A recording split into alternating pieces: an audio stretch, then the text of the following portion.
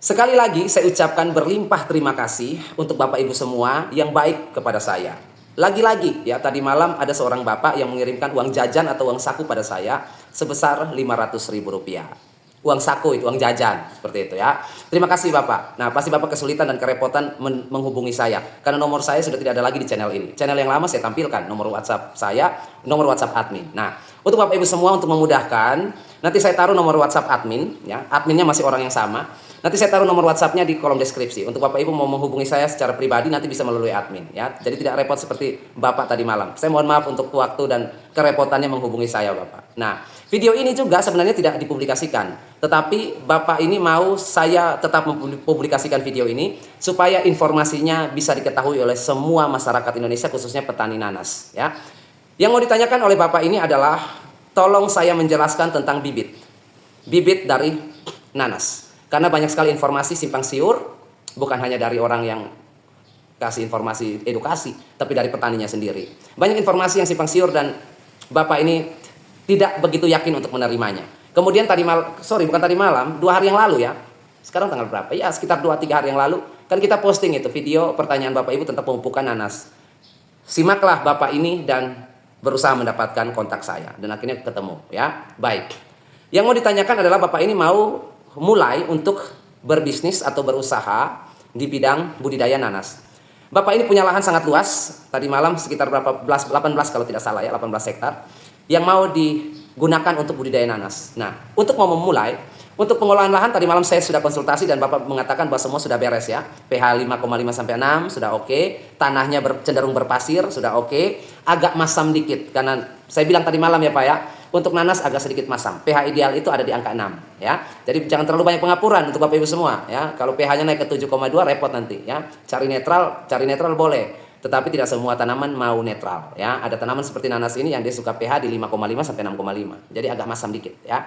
Tadi malam kita sudah banyak bincang dan untuk lahan saya tidak perlu bahas lagi ya Bapak ya. Bapak sudah paham betul, sudah lakukan semua hal yang baik dan sekarang tinggal bibit. Makanya tadi malam Bapak kasih saya uang jajan itu. Begini, kalau kita lihat informasi di media sosial, ya di mana saja sumber informasinya yang mengatakan tentang bibit, Bapak Ibu akan pusing karena banyak pertengkaran di sana.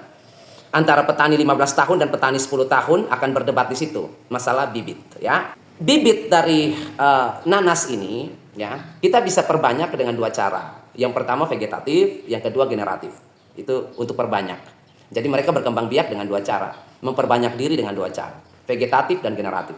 Vegetatif artinya mengambil organ tubuhnya. Bisa akar, bisa batang, bisa kulit, bisa daun, ya, bisa pucuk, macam-macam. Yang kita kenal dengan stek, okulasi, sambung pucuk, cangkok, dan lain sebagainya. Itu perbanyak secara vegetatif. Artinya kita mengambil organ tubuhnya.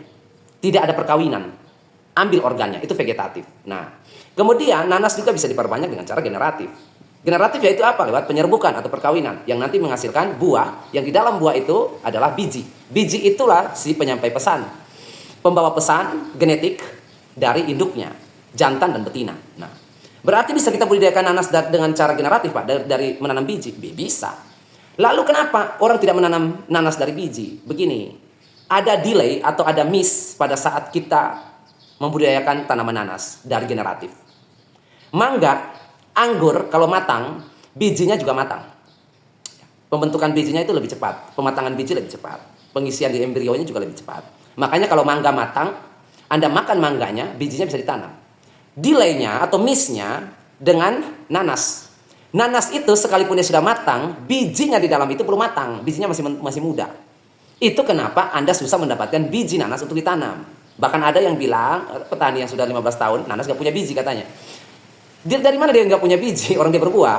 Buah itu hasil penyerbukan, begitu ya.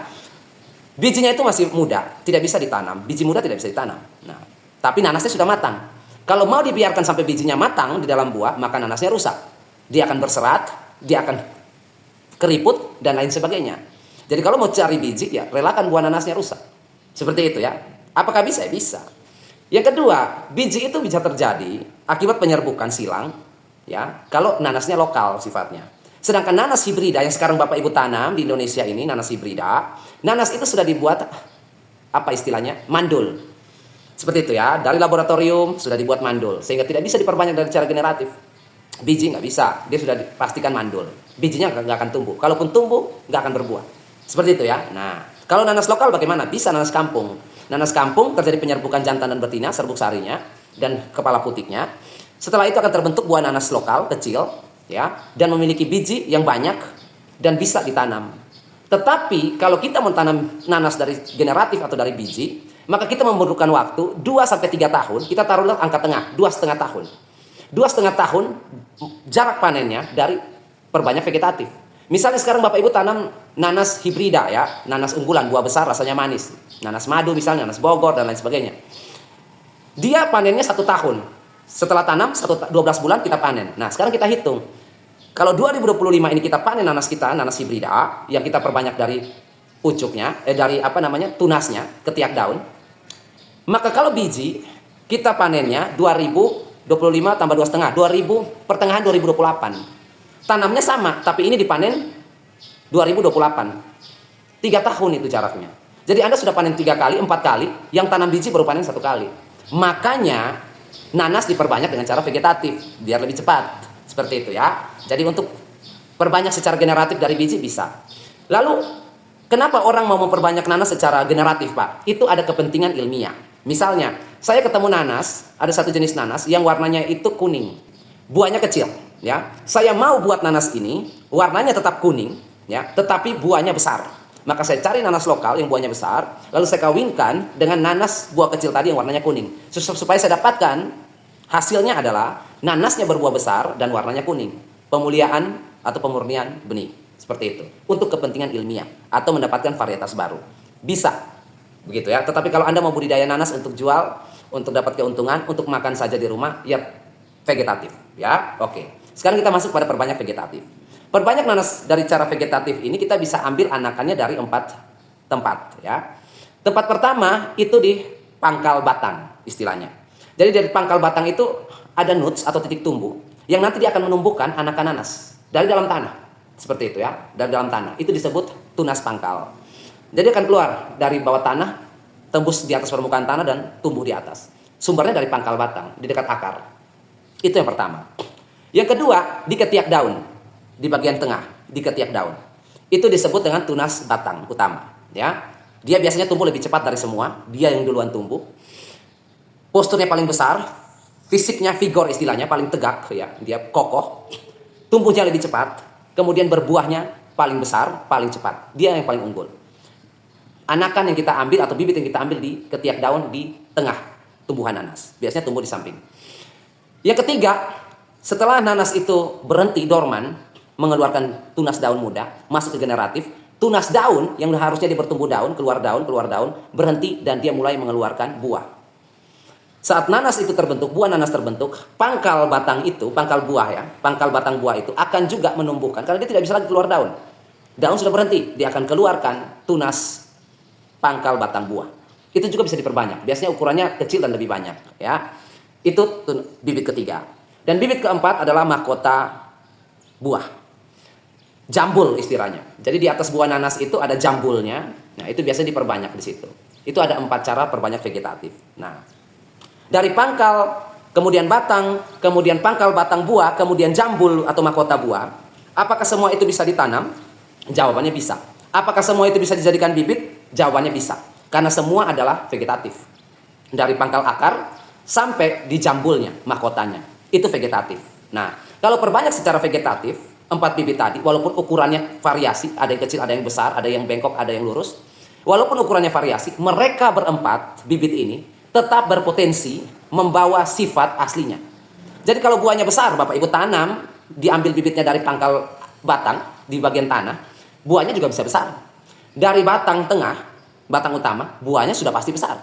Kemudian dari pangkal batang buah, yang kecil-kecil itu yang banyak bergerombol, itu juga bisa besar buahnya. Kemudian dari jambulnya pun sendiri atau mahkota buah pun juga bisa besar. Tidak ada yang bilang tidak bisa besar. Semua bisa besar. Seperti itu ya. Jadi mau ditanam dari sisi manapun, bagian manapun bibitnya, tetap hasilnya bisa besar seperti aslinya. Karena perbanyak secara vegetatif, dia akan mengikuti replikanya, cloning istilahnya. Dia akan mengikuti replika tubuh dia sebelumnya. Jadi kalau diambil dengan posisi buahnya besar, ya pasti ditanam buahnya besar. Hanya saja perawatannya beda. Ya. Makanya bibit yang paling disarankan atau yang saya sarankan kepada Bapak adalah ada dua. Tetapi kalau Bapak mau yang pasti-pasti, ambil bibit yang ada di ketiak daun. Namanya bibit dari pangkal batang utama. Ukurannya biasanya paling besar. Nanti saya jelaskan secara ilmiah. Ukurannya biasanya paling besar, paling kokoh, paling kuat, dan dialah yang paling cepat berbuah. Dan berpotensi untuk berbuah besar sama seperti replikanya, dialah oknumnya atau bibitnya. Oke, kita bahas satu persatu. Kalau misalnya dari pangkal batang utama yang di akar ini, yang tumbuh dari dalam tanah, itu kan juga besar-besar, Pak. Kenapa nggak itu saja? Kenapa harus di pangkal batang tanaman, ketiak daun? Yang tadi Bapak bilang figurnya tegak, yang besar itu. Yang bilang 1 tahun bisa berbuah itu. Kenapa tidak itu? Kenapa juga tidak di pangkal batang buah yang masih kecil-kecil tapi jumlahnya banyak? Kenapa juga tidak di jambulnya atau mahkotanya? Begini, kenapa yang berpotensi nanti tumbuhnya kuat dan buahnya besar dan cepat sekali dipanen? Kenapa saya bilang tadi di pangkal batang utama? Karena di situ dia yang mendapatkan pertama kali akses, apa istilahnya, makanan yang pertama, mendapatkan pertama kali atau paling banyak akses air, mendapatkan pertama dan paling banyak akses, apa istilahnya, hormon. Seperti itu ya. Nah, jadi hormon dia dapat paling banyak, air dia dapat paling banyak, nutrisi dia dapat paling banyak. Kenapa yang ditunas di bibit di batang utama atau di tengah itu dapat paling banyak? Karena dia berada di tengah-tengah jalur distribusi xilem dan floem. Xilem itu mengangkut semua air dan garam mineral dari akar untuk dibawa ke ujung daun. Si tanaman ada di tengah. Jadi akses dari awal ke akhir, dari tempat awal ke tujuan, dia ada di tengah jalan. Begitupun dengan pipa floem yang membawa hasil fotosintesis karbohidrat yang mau diteruskan ke seluruh tubuh tanaman dan dibawa ke akar, dia melewati ini juga. Jadi dia ada di tengah-tengah distribusi jalur terminal floem dan xilem, distribusi garam mineral, air, hormon, nutrisi dan lain sebagainya. Makanya dia tumbuhnya paling besar di antara semua tunas. Jambul kecil, tunas di batang buah, tangkai buah nanas kecil walaupun banyak. Di akar pun, pangkal akar pun besar tetapi tidak sebesar dan tidak seduluan di tengah. Itu yang pertama, dia ada di titik distribusi. Nah, seperti itu ya. Jadi pertumbuhannya tentu saja wajar, dia besar sendiri. Otomatis secara fisiologi, dia memiliki ketahanan dan kesiapan bekal yang sudah memadai. Kita kalau mau hitung soal bekal, waktu kita ambil ya, 4 sampel. Pangkal dari akar itu, bibit dari pangkal batang kita ambil. Lalu dari tengah yang tadi saya bilang, pangkal batang utama yang paling besar itu kita ambil. Lalu dari pangkal buah kita ambil yang kecil. Lalu dari jambulnya kita ambil atau mahkotanya kita ambil yang kecil. Jadi ada 2 yang kecil, ada 1 yang sedang dan ada 1 yang besar. Lalu ditanam. Mana yang paling cepat berbuah? Ya sudah pasti yang paling besar ini. Kenapa dia paling besar? Karena fisiologinya dia menyimpan banyak sekali cadangan makanan. Jadi ketika Bapak Ibu mengambil bibit dari tubuh si nanas, masing-masing bibit, keempat bibit ini tidak membawa jumlah makanan yang sama. Mereka membawa jumlah makanan yang berbeda-beda sesuai dengan distribusi tadi yang saya bilang, xilem dan floem. Seperti itu ya. Nah, distribusi atau cadangan makanan paling banyak yang disimpan pada saat kita mengambil mereka, bibit-bibit ini, yang paling banyak kandungannya adalah yang di tengah ini, yang jumbo ini. Karena dia menyimpan cadangan makanan dalam jumlah yang banyak. Otomatis pertumbuhan dia, adaptasi dia, cara dia bertumbuh akan semakin cepat ketimbang yang lain. Yang ketika kita petik, kita ambil, kita putuskan, kita pruning untuk kita tanam, membawa sedikit sekali mineral, nutrisi, makanan, air, hormon dan lain sebagainya. Seperti itu ya. Itu yang pertama. Jadi bibit yang disarankan yang di tengah itu dari pangkal utama. Ya Bapak ya, nanti Bapak carinya itu. Yang kedua, setiap tanaman itu memiliki sebuah sifat yang disebut dengan sifat totipotensi. Totipotensi itu apa? Totipotensi itu kalau misalnya Bapak Ibu lihat pepaya. Pepaya itu kan tumbuhnya satu. Pohon pepaya tidak bercabang kan? Tetapi ketika pepaya itu ditebang, maka pepaya itu akan bercabang. Kenapa pepaya bisa bercabang? Karena sifat totipotensi. Akan merangsang, selnya akan diaktifkan oleh hormon auksin, sitokinin, dan giberalin. Kan sekarang pohon ini lagi bertumbuh. Nanas ini lagi bertumbuh. Semua berfokus pada tunas untuk pertumbuhan. Setelah tunasnya nanas ini berhenti atau dorman, ya, vegetatifnya berhenti, tunasnya berganti bukan lagi daun tetapi calon buah. Maka di situ semua hormon auksin, sitokinin akan berhenti diproduksi di tunas dan mulai mencari tunas baru, calon baru yang bisa terus bertumbuh. Alhasil mana yang pecah duluan? Yang di tengah itu jalur distribusi.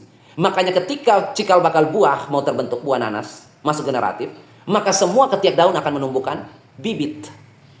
Karena si tanaman ini tahu saya harus mengaktifkan sifat totipotensi saya agar saya tetap hidup. Karena sekarang tunas yang harusnya saya harapkan untuk keluar daun, untuk saya tetap tumbuh, sudah tidak mau bertumbuh lagi. Dia sudah keluar buah. Seperti itu ya. Nah, sekarang daun mau tumbuh dari mana lagi? Daun hanya bisa bertumbuh atau pertumbuhan harus tetap terjadi dari pemecahan nuts atau titik tumbuh.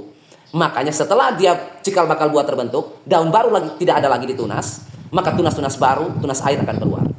Itulah yang terjadi karena ada pengalihan hormon pertumbuhan, auksin sitokinin. Seperti itu ya. Tunas yang di tengah itu mengandung banyak hormon karena dialihkan ke situ, mengandung banyak makanan, mengandung banyak nutrisi, mengandung banyak air dan garam mineral. Semuanya ada di situ. Makanya dia tumbuhnya paling gendut, paling tinggi, paling besar di antara yang lain. Karena pengalihan hormon, pengalihan nutrisi, pengalihan fungsi. Seperti itu ya. Nah, karena itulah saya bilang tadi, ketika 4 bibit ini kita tanam, maka si bibit yang ada di tengah itu, di pangkal batang utama yang besar itu, dia yang memiliki bekal paling banyak untuk bertahan hidup, untuk bertumbuh dan berjuang. Ketimbang teman-temannya. Ya, seperti itu. Otomatis Bapak Ibu sudah tahu bahwa pangkal, tunas yang pangkal di bagian bawah yang tumbuh itu menjadi alternatif kedua. Karena dia pecahnya terlambat setelah pangkal batang utama. Pangkal batang utama pecah dulu, membesar dulu, baru dia bertumbuh. Seperti itu ya. Kalau pertumbuhannya misalnya di pangkal batang utama itu, yang kita jadikan bibit unggul itu, ada 3 misalnya yang tumbuh, maka dari bawah itu jarang tumbuh. Pangkal utama, pangkal batang di bagian akar itu jarang tumbuh. Dia akan tumbuh ketika misalnya hanya 1 dari batang utama, atau 2. Pertumbuhannya stuck, agak terlambat sedikit, mereka akan pecah. Tetapi kalau pertumbuhannya normal, di dalam tanah tidak akan tumbuh anakan itu. Ya, dari pangkal utama tidak akan mungkin tumbuh ya dari pangkal batang. Nah, bagaimana dengan di pangkal buah? Di batang buahnya di bagian bawah yang kecil-kecil itu. Bagaimana dengan itu? Mereka itu akan kerdil sekalipun jumlahnya banyak, mereka kerdil. Kenapa? Karena pertumbuhan mereka terakhir. Seperti itu ya. Mereka terakhir ya. Sama dengan jambul itu. Paling terakhir dia. Buah terbentuk dulu baru jambulnya bisa bertumbuh. Seperti itu ya. Baru dia siap untuk dijadikan bibit. Jadi dia tunggu proses pembuahan dulu. Sedangkan di pangkal batang memang terlambat, terakhir, tetapi dia sudah mulai bertumbuh. Mereka terlambat semua. Otomatis kalau tetap itu dibudidayakan, yang pertama, pupuk akan boros kepada mereka. Apakah bisa besar? Bisa. Tentu saja bisa. Tetapi ada kerugian, yaitu pupuk akan boros kepada 2 yang kecil ini. Bapak Ibu akan boros pupuk karena memang dari awalnya bekalnya sedikit. Yang kedua, perawatannya lebih lama. Panennya juga lebih lama. Untuk dapat hasil buah yang besar sama seperti pangkal batang yang besar ini, sama pasti kalau perawatannya bagus. Orang semuanya sama-sama vegetatif.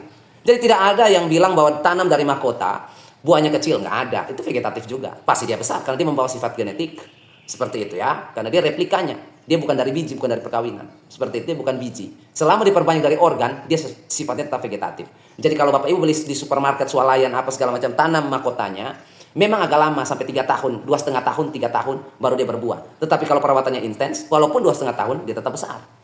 Pupuknya baik, perawatannya baik, dia tetap besar. Kan dia vegetatif juga, hanya saja lama. Berbeda dengan di pangkal batang utama, yang vigor tadi, yang tegak tadi, yang jumbo tadi, bongsor, ya 1 tahun. Dia paling lambat itu 14 bulan. Seperti itu ya, 14 bulan, 1 tahun 2 bulan lah. Seperti itu. Itu sudah matang, bukan berbuah, matang. Jadi lebih cepat. Ya, kalau untuk pembibitan, saya lebih menyarankan yang itu, ya, pangkal batang utama. Seperti itu ya. Kalau misalnya pangkal batang utama sudah Bapak dapatkan, ya berarti panennya bisa lebih cepat, perawatannya lebih mudah. Nah, misalnya kalau dia tumbuh akar itu kan lama tuh Pak, kalau kita potek, kita ambil itu tuh tidak semua. Di bagian pangkal batang itu ada beberapa yang sudah langsung menemukan akar. Seperti itu ya, dia pasti menemukan akar, walaupun tidak semua, tetapi ada yang sudah menemukan akar. Ya. Dia lebih tahan dan dia lebih membawa banyak cadangan makanan. Jadi kalau misalnya Bapak mau berbudidaya mulai dengan pembelian bibit, mulai dari hari ini, mulai cari-cari bibit, carilah yang bagian pangkal batang utama. Biasanya dia paling tinggi. Seperti itu ya. Nah, paling gampang gimana cara bedainnya? Karena itu kan hampir sama tuh. Dari pangkal batang utama, yang vigor itu, yang bagus bibitnya, sama di pangkal akar, batang paling bawah. Bedainnya gimana? Bedainnya gampang. Kita lihat aja kalau dia kotor, ada di bonggolnya itu ada tanah-tanahnya, itu dari pangkal batang akar. Ya, dan kemudian dia sudah berakar, biasanya seperti itu ya. Kalau Bapak mau cari yang bekas patahan yang bersih, itu berarti dari pangkal batang utama, dan itu yang baik ya untuk Bapak Ibu semua, sehingga nanti panennya bisa lebih cepat ya, tidak boros pupuk juga, tidak boros waktu juga. Nah, sebelum saya menutup video informasi ini, nanti saya tampilkan juga biar tidak ada pertanyaan lagi, kita selesaikan nanas hari ini. Nanti saya tampilkan, nah ini ada bibit-bibit unggulan ya, bibit-bibit dari nursery terpercaya untuk bibit nanas unggulan, bisa Bapak Ibu dapatkan seperti di gambar di samping ini, di kolom deskripsi ataupun sentuh saja layar ini, saya akan carikan untuk Bapak Ibu semua di nursery yang sudah amanah puluhan tahun, yang sudah terpercaya menjual bibit-bibit nanas kualitas super ya. Terima kasih sudah menyaksikan, dan akhir kata saya ucapkan, tetaplah Anda selalu berbagi dan menabur kebaikan setiap saat.